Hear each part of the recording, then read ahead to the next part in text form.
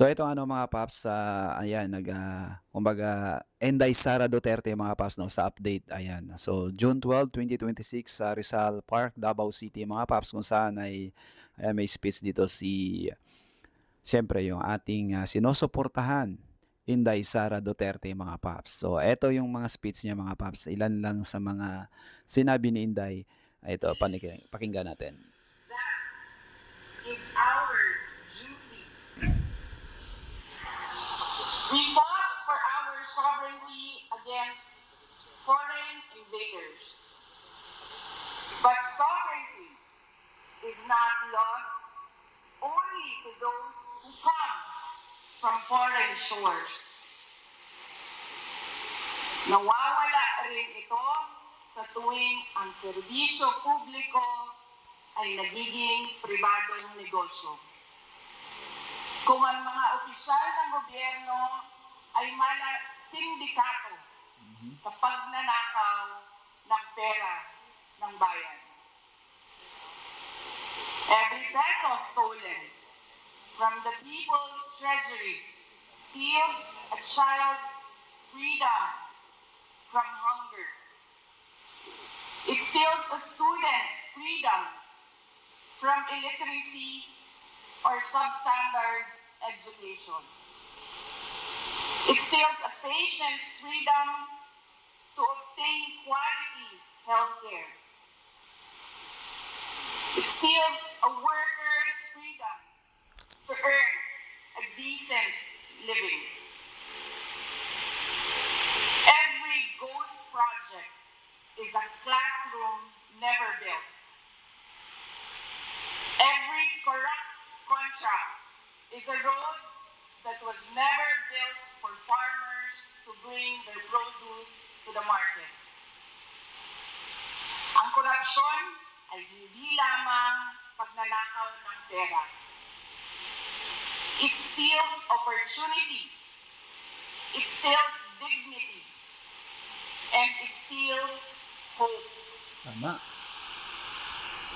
And ultimately, it steals freedom itself.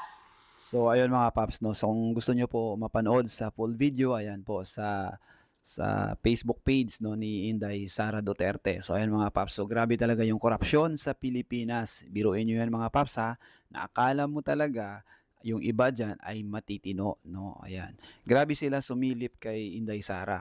'Di ba naalala natin yung, kung saan ay pinaimbestigahan talaga, yung hinahawakan pa yung sa confidential fund 'no, naging issue. Pero mga paps, pansinin niyo, yung iba ay hindi naman nagiging issue, yung malalaki, bilyon-bilyon nga, mga paps, 'di ba?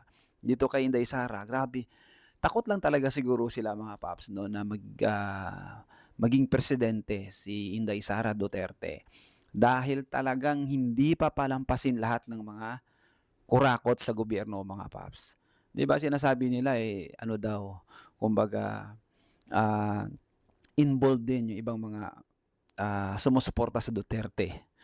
Tingnan niyo mga paps ngayon ang pinakamalawakang korapsyon 'no, sa panahon ni BBM. So grabe mga paps, bilyon-bilyon, biro mo 'yan, lahat ng mga congressman gustong i-impeach dahil nakatikim ng mali-malitang pera mga paps. So grabe 'no, grabe mga paps. So kaya lang, magbantay sila mga paps noong mangyari na maging presidente 'no, si Inday Sara sa 2028, ubos yung mga 'yan mga paps 'no. Siyempre yung iba, sabi nila is, kumbaga kontra talaga sa mga Duterte. Siguro mga paps yung mga yun ay hindi natutuwa 'no. Siguro kaya ang sinasabi nila kapag hindi ka natutuwa sa mga Duterte dahil sila anti mga adik ang yung mga Duterte 'di ba, anti-adik. Galit sila sa mga sa korapsyon 'no.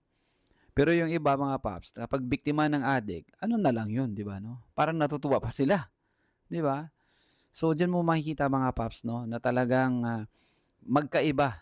May mga pro at anti, pero grabe ang sumusuporta sa mga Duterte mga paps dahil kitang-kita naman nila, yung ginawa ni Tatay Digong. Ito si Jam, 'wag niyo na pansinin, Kasi gano'n talaga 'no, dahil nakatikim ng malita mga paps. So ayan lang mga paps ng ating update at, sana suportahan natin 'no, na yung page ni Inday Sara Duterte 'no.